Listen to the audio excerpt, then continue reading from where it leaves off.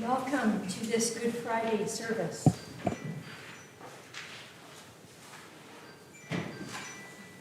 And while this is not the end of Lent, because Lent finishes on Easter Sunday, this is the end of our Lenten journey together. We began in this building by marking ashes on our foreheads, remembering that we are dust and that to dust we shall return. Now we come to the end of Jesus' journey to the cross. This is a time of confusion, of denial, of grief. So many emotions.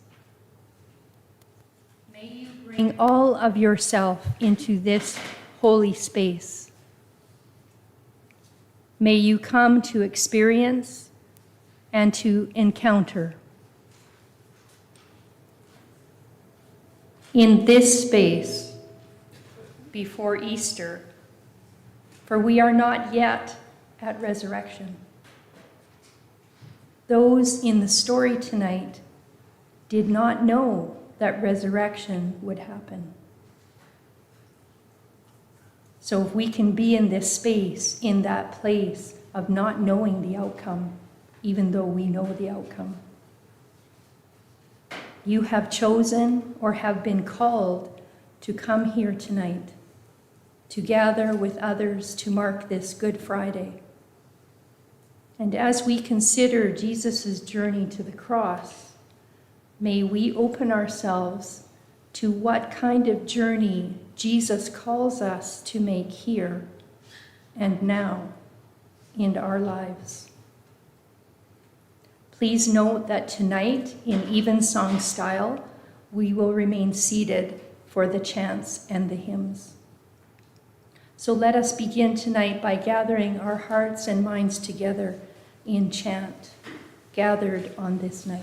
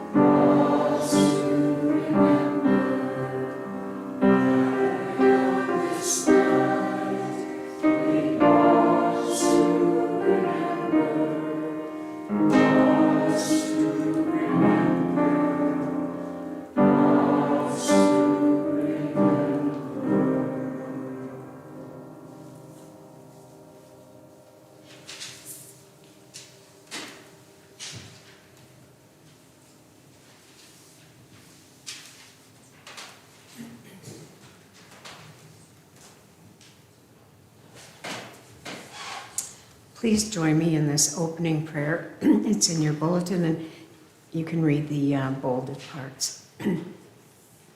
God, you showed us who you are in the incarnation, coming down to earth, enduring human suffering, becoming a servant.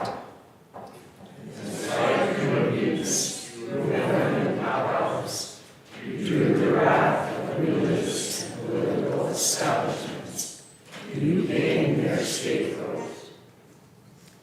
You endured mocking and scorn, a crown of thorns, brutal violence, and you went to death with forgiveness on your lips. You, brave heart, have taken the power that killed you, exposed violence, abstained from vengeance, and by acceptance defeated death. In refusing to repay violence with violence, you showed us the path of peace. In forgiving your enemies and accusers, you demonstrated love the world has never seen. And on this day, may your love of life be seen in our lives as travelers on your costly path of grace. Amen.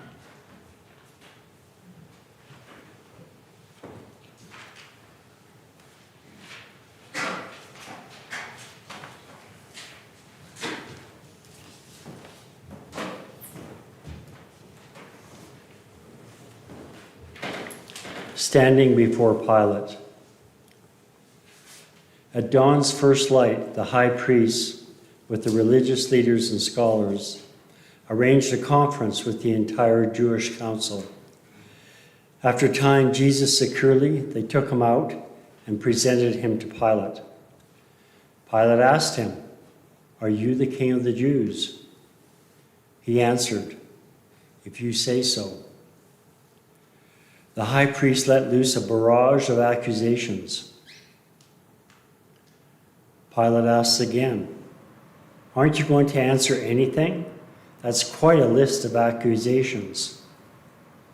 Still, he said nothing. Pilate was impressed, really impressed. It was a custom at the feast to release a prisoner, anyone the people asked for.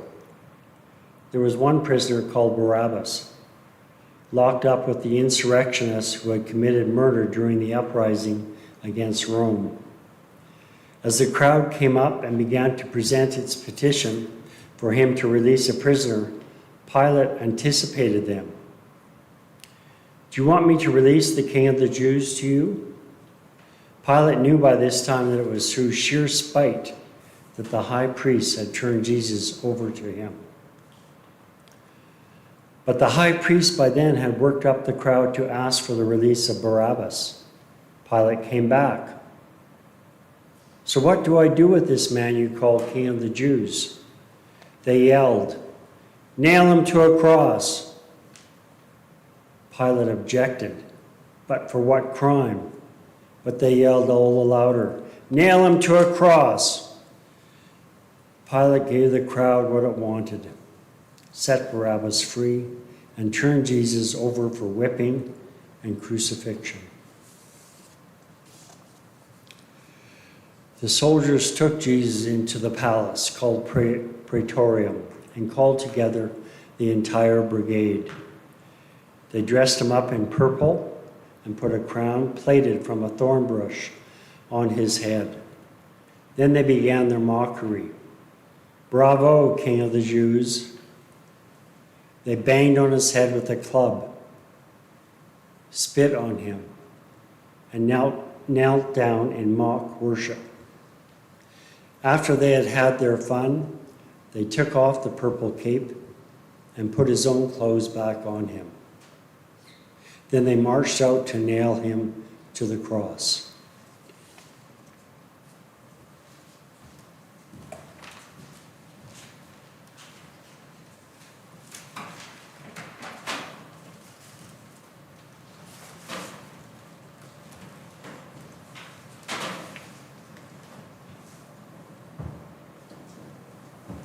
What have I done? I expect I'm the last person that you want to see. The one who turned Jesus over to the authorities. The one who triggered all this. 3 crucifixions today, including the one they mockingly call King Jesus. I never imagined this could happen. I love him. You need to know that. You need to see what I saw. I was scared that everything important to Jesus was on the verge of crashing, crumbling, stumbling to the ground. Remember, I was one of the 12. Just like the others, I left my home and family to be with Jesus. All 12 of us, me as well as the others, went from town to town, turning people back towards God, healing broken hearts and broken bodies, giving people new personal and spiritual hope. I loved traveling with Jesus. We, the founders of the missions of the New Realm, did remarkable things in a quiet and local and even subversive way.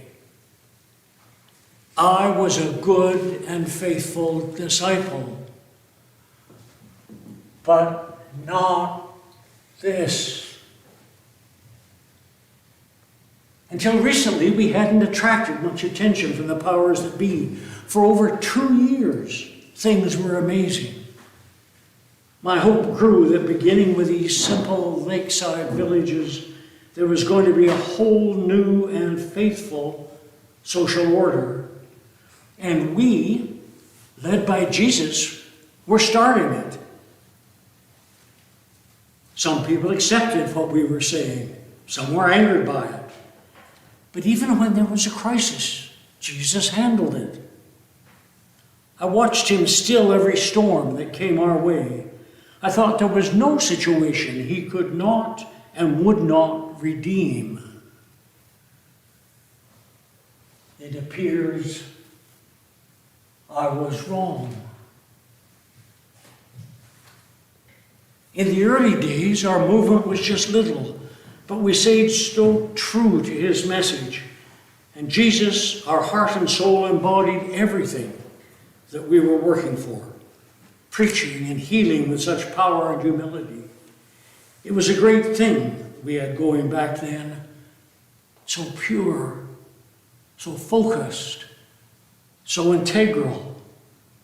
Every woman and man who followed Jesus back then got what we were about. And then things began to change. Jesus became more popular.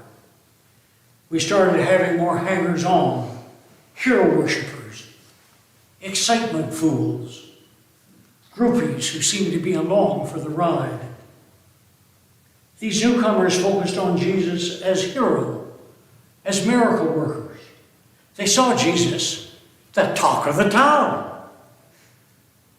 They understood nothing of the hard work required to live his simple message of Yahweh's steadfast, forgiving love. They didn't really understand him. They were dazzled by his mysterious power, but blind to the depths of his words. They didn't see that the claim of the Holy One is on the whole of our lives. I was really worried that the groupies were taking over. Close to panic that the authenticity of our movement of Jesus' message was going to be diluted and even lost. I wanted to recapture the integrity of the early times. I still don't understand why Jesus said nothing to mute his growing notoriety. And that parade into Jerusalem, that was the trigger for me. Masses of people cheering, waving palm branches, shouting Hosanna. They didn't get that Jesus was in tears. He was riding a donkey, not a war horse. As I saw it, this garish public display could mark the end of our mission. Certainly it meant no more traveling below the radar. From now on, we'd be in full view of those who ruled us, the Romans and the high priests. Maybe I panicked, but I knew that something had to be done before all this was lost. I knew I couldn't change all those people, and so I focused on Jesus. It simply didn't occur to me that Jesus would accept the situation that I had put him in and allow himself to be crucified.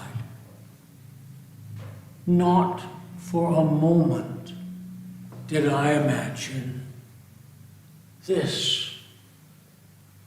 Now they've bloodied him, put a thorn, a crown on him. Even now are leading him to die. I thought my plan would make things better. All I wanted for us was to come back to the purity of his vision, to get rid of the groupies, to focus once again on his message and way.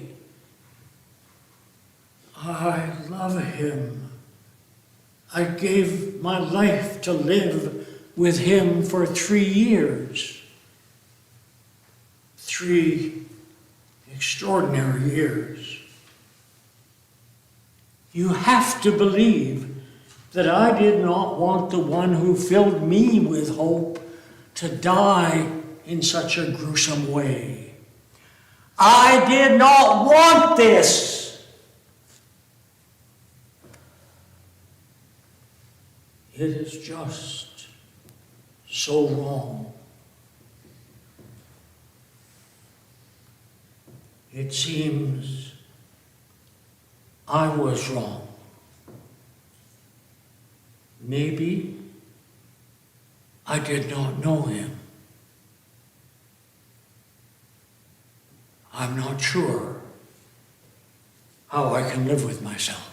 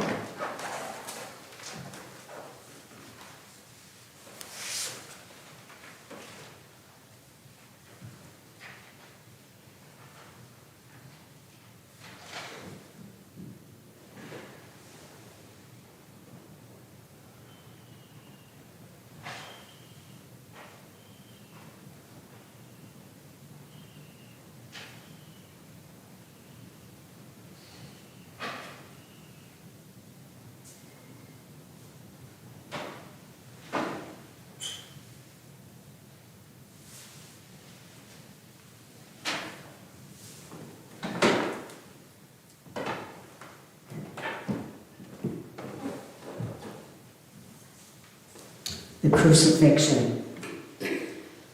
There was a man walking by, coming from work, Simon from Cyrene, the father of Alexander and Rufus. They made him carry Jesus' cross. The soldiers brought Jesus back to Golgotha, meaning Skull Hill. They offered him a mild painkiller, wine mixed with myrrh, but he wouldn't take it. And they nailed him to the cross. They divided up his clothes and threw dice to see who would get them. They nailed him up at 9 o'clock in the morning. The charge against him, the King of the Jews, was scrawled across a sign. Along with him, they crucified 2 criminals, one on his right and the other on his left. People passing along the road jeered, shaking their heads in mock lament. Oh, you bragged that you could tear down the temple and then rebuild it in 3 days. Show us your stuff. Save yourself. If you're really God's son, come down from that cross. The high priests, along with the religious scholars, were right there in with it, mixing up with the rest of them, having a great time poking fun at him. He saved others, but he can't save himself. Messiah, is he the King of Israel? Then let him come down from that cross. We'll all become believers then. Even the men crucified alongside him joined in the mockery. When they crucified him, the Roman soldiers took his clothes and divided them up 4 ways, to each soldier a fourth. But his robe was seamless, a single piece of weaving. So they said to each other, let's not tear it up. Let's throw dice to see who gets it. This confirmed the scripture that said, they divided up my clothes among them, and they threw dice for my coat.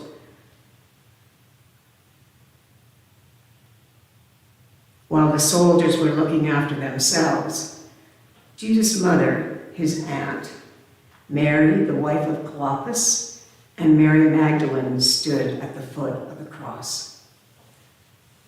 Jesus saw his mother and the disciple he loved standing near her, and he said to his mother, "Woman, here is your son."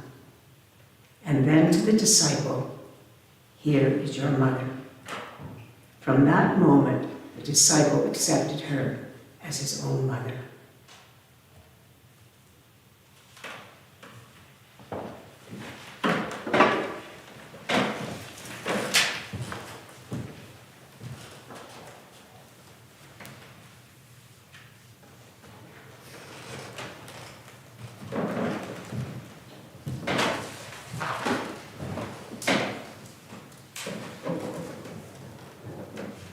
such agony.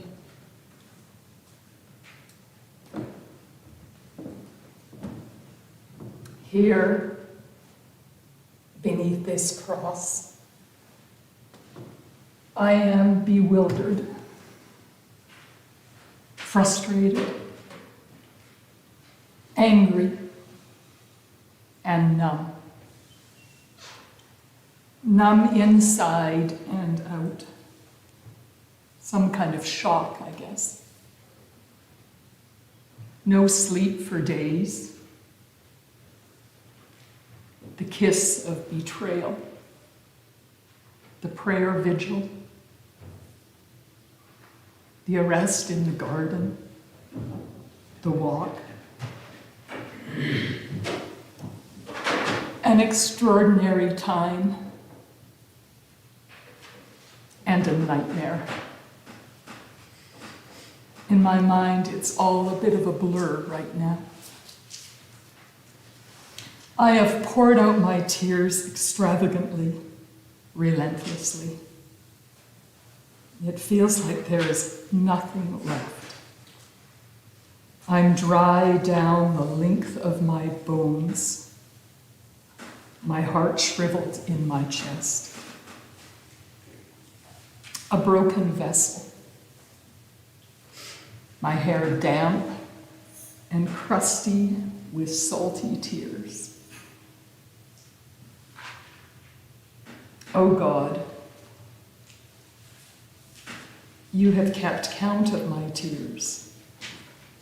Put them in your bottle. Are they not in your record? In the streets, people jeer at him, wince at his pain, feel his thirst, but they turn away to keep fear and guilt at bay. Stumbling beneath the weight and savage blows, his cries pierce my heart. And his courage. Still he holds the road and looks in love on all of us.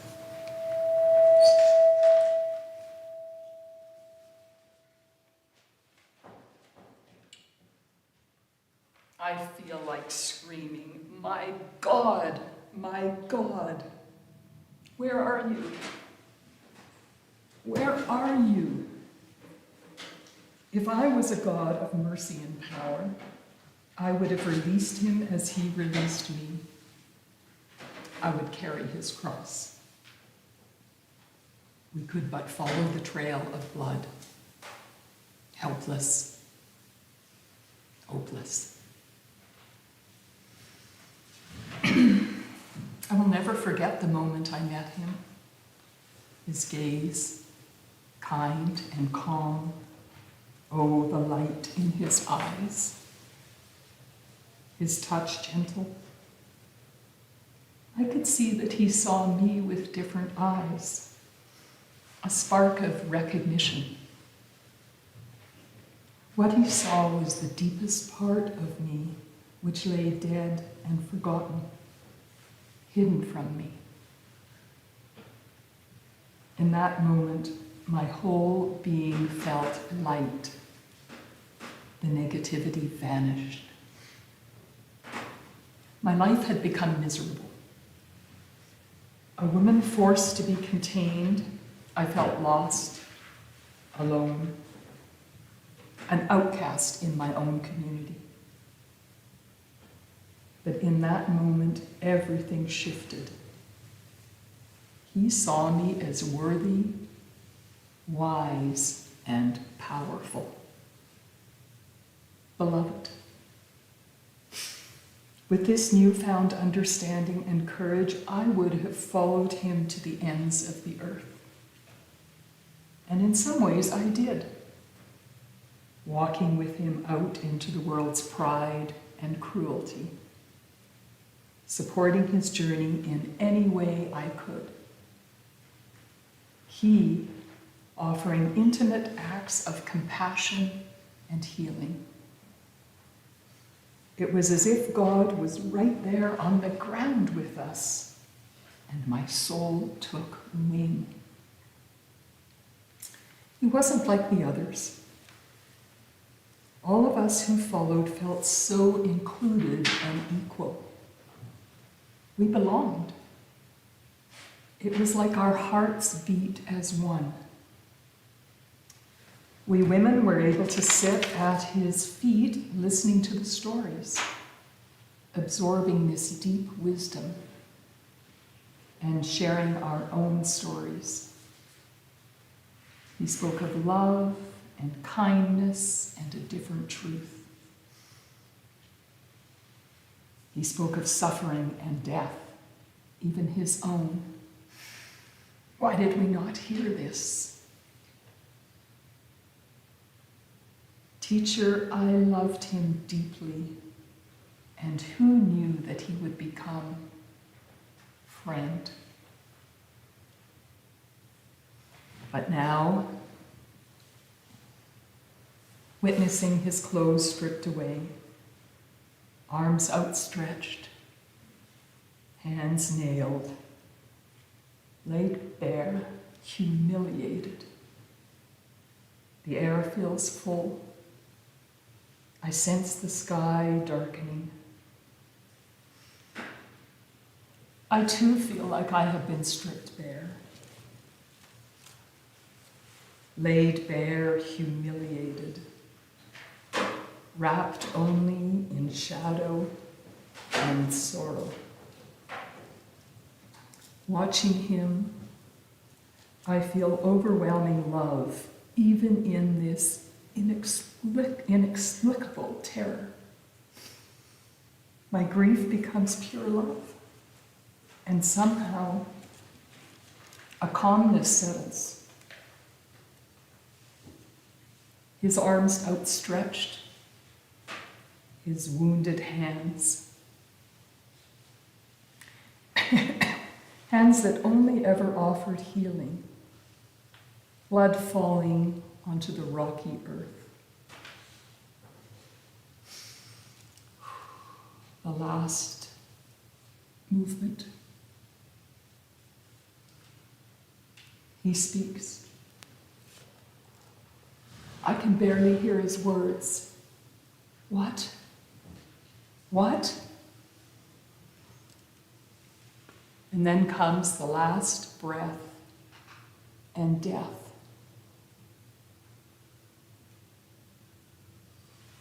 One by one, the crowd slips away. The women stay, and a few men. We will tend his body, bless him. I cannot bring myself to rise up, walk to him, touch him. I can only sit here in stunned lamentation. Let all stand still in silence and sorrow this day. Sun and moon, be still. Earth, be still. It is tempting to let the grief and loss pull me into a dark place forever. He said, "Peace I leave with you. Do not let your hearts be troubled. What I know is this: the path I have followed is not dead, not the final word. I will walk out again. My heart knows the way, but not now. Not just yet. I wait. Still. I am here. I am here."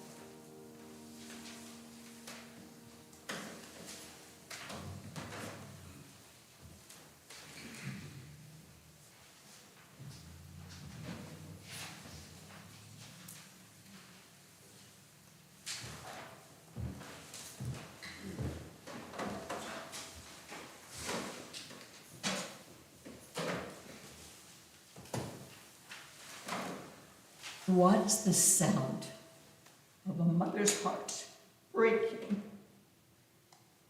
I'm numb. I'm so drained. None of this makes any sense. My words are jumbled as I scramble over my deep sadness. One thing I know, life will never be the same. How can this be? How can he be dead? My son, my firstborn, my special child. Can this really be happening? Why didn't Jesus listen to me? I know most of what I said went in one ear and out the other. But it sure seemed that I was right about this dangerous path that he was on. He was courting trouble with the scribes and the Pharisees, challenging them like he did. Didn't he see that this was not the way to liberate us? What was he thinking? He never was one to listen. Ever since he was a boy, Jesus had a mind of his own, that's for sure. How many times did I have to search for him? How many times did I have to clue him in to what people expected of him? How many times did I try to protect him from himself? It's like he just didn't get it. He was such a delightful boy. How I treasure those memories of Jesus as a toddler and a little boy. He padded around behind me as I tended to the house and to the other children.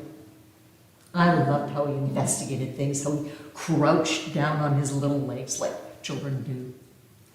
He was always carrying animals around, looking after them, especially the ones who were sick or hurt.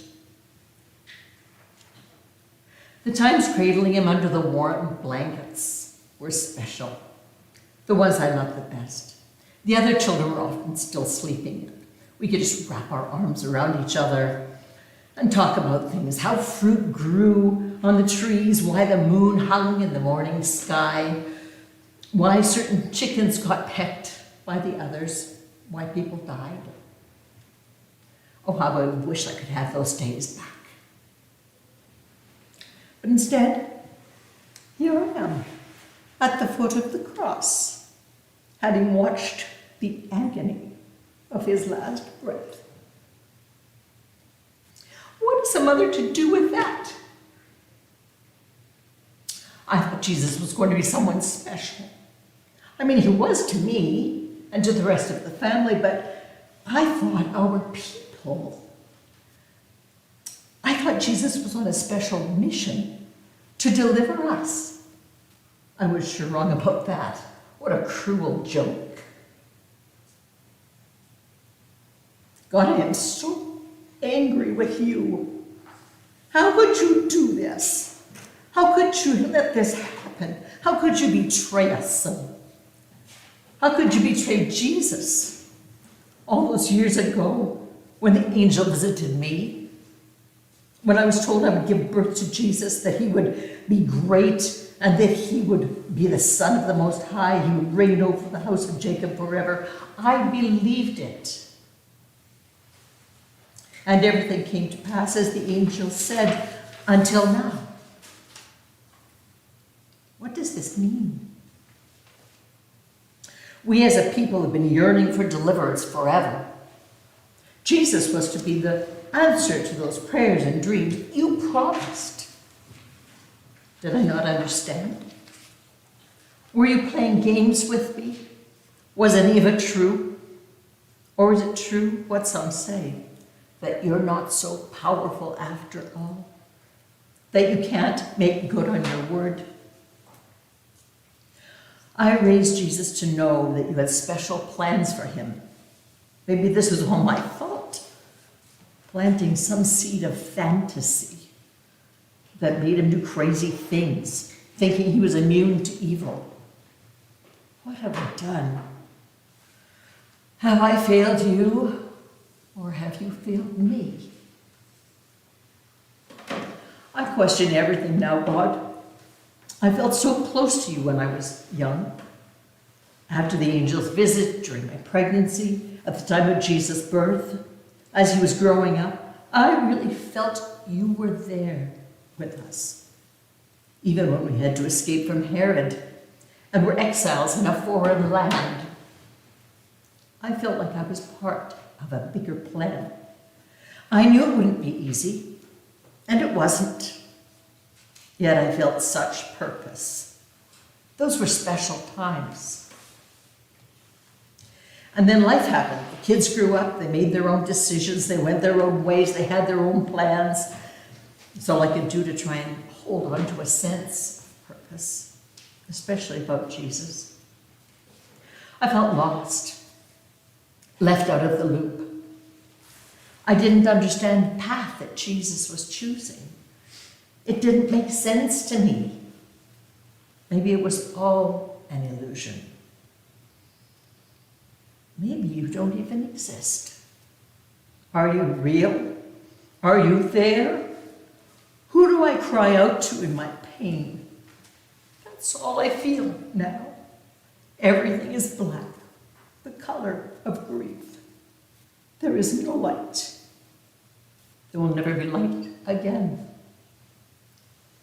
They may as well bury me with Jesus. My dreams die with him. I'm so confused, so alone, so tired.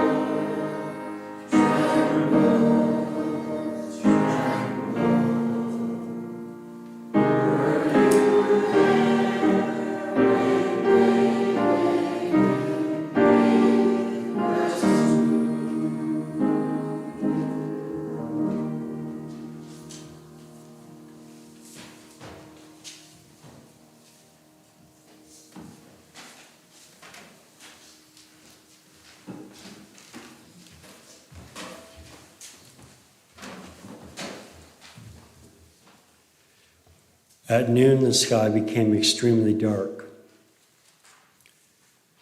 The darkness lasted 3 hours. At 3 o'clock, Jesus groaned out of the depths, crying loudly, "Eloi, Eloi, lama sabachthani," which means, my God, why have you abandoned me?" Some of the bystanders who heard him said, "Listen, he's calling for Elijah." Someone ran off, soaked a sponge in sour wine, put it on a stick, and gave it to him to drink, saying, "Let's see if Elijah comes to take him down." But Jesus, with a loud cry, gave his last breath. At that moment, the temple curtain ripped right down the middle. When the Roman captain standing guard in front of him saw that Jesus had quit breathing, he said, "This has to be the Son of God."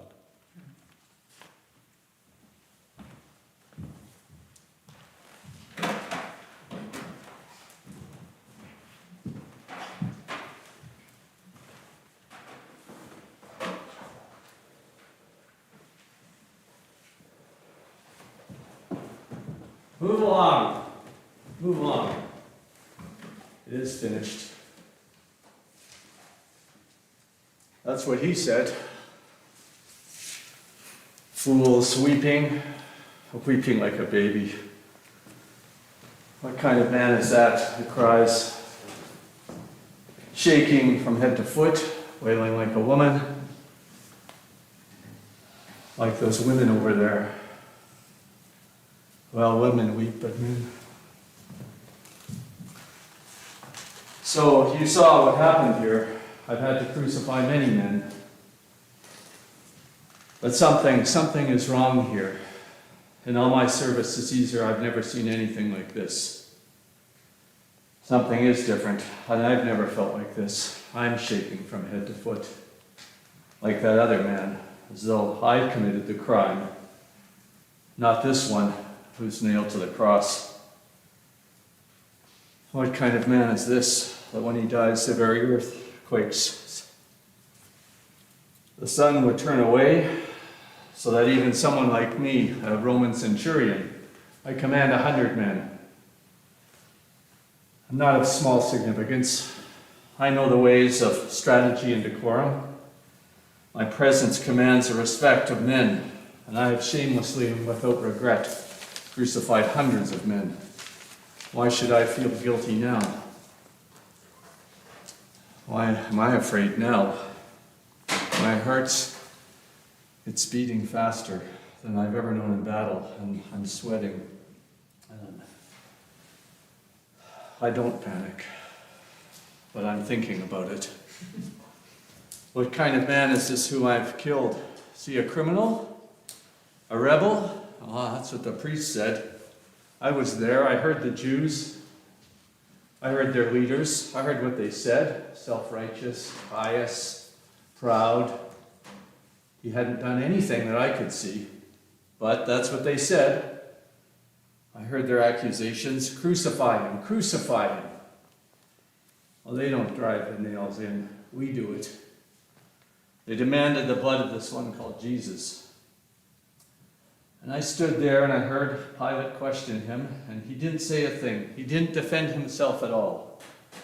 There seemed no crime in him worthy of death, and to be sure, I don't know if I saw a great criminal either. So what if he claimed to be a king? So what if he broke some obscure religious law? At worst, he was an ignorant madman. But at best,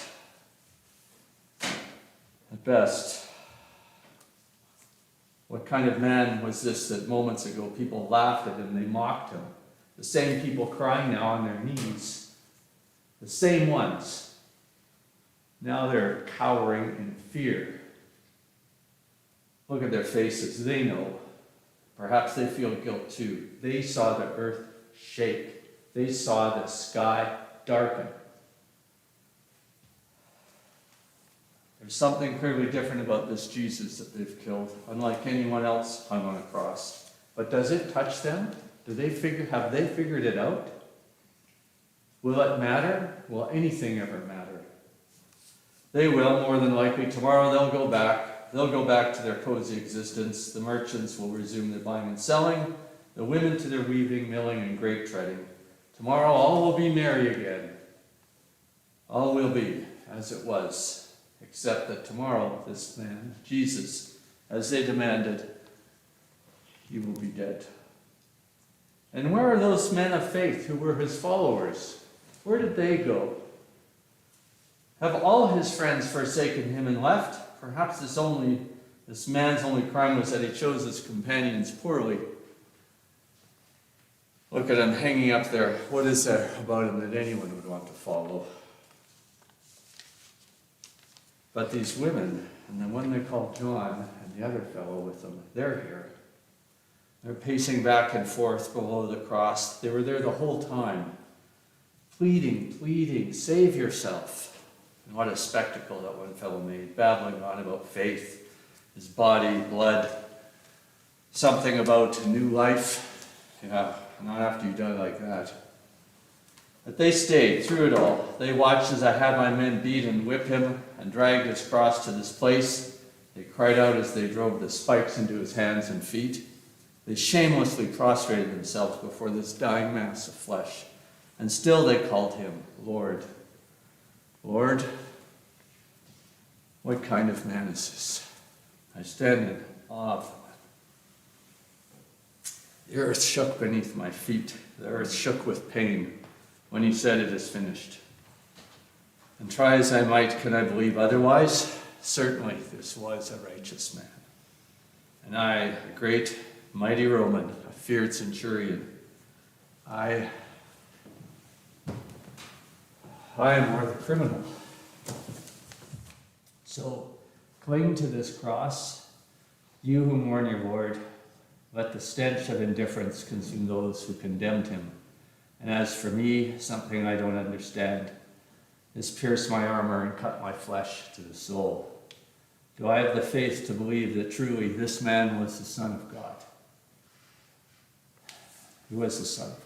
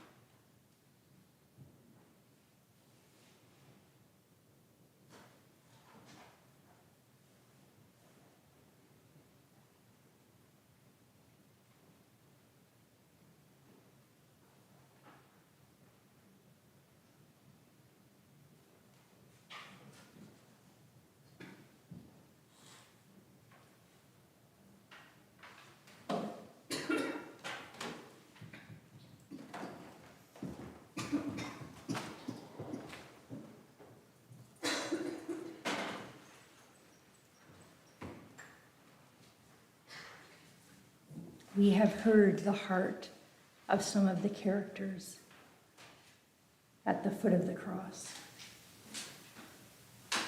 And we close the service tonight with the words of Jan L. Richardson, and then a chant to remind us that in the midst of fear, of anger, of betrayal, of confusion, and of grief, we are not alone.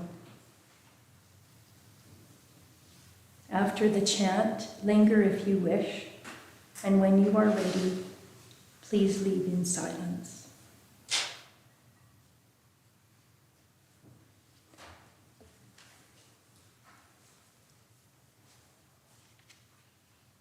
What abides for Good Friday? You will know this blessing by how it does not stay still, by the way it refuses to rest in one place. You will recognize it by how it takes first one form, then another, now running down the face of the mother who watches the breaking of the child she has borne.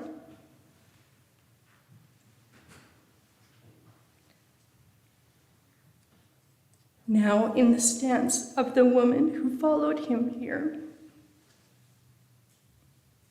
and will not leave him bereft.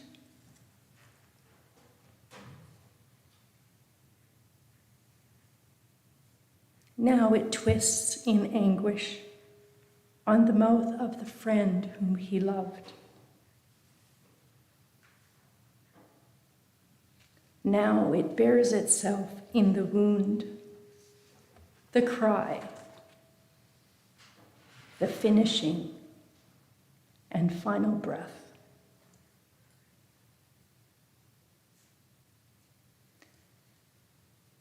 This blessing is not in any one of these alone. It is what binds them together. It is what dwells in the space between them, though it be torn and gaping. It is what abides in the tear the rending makes.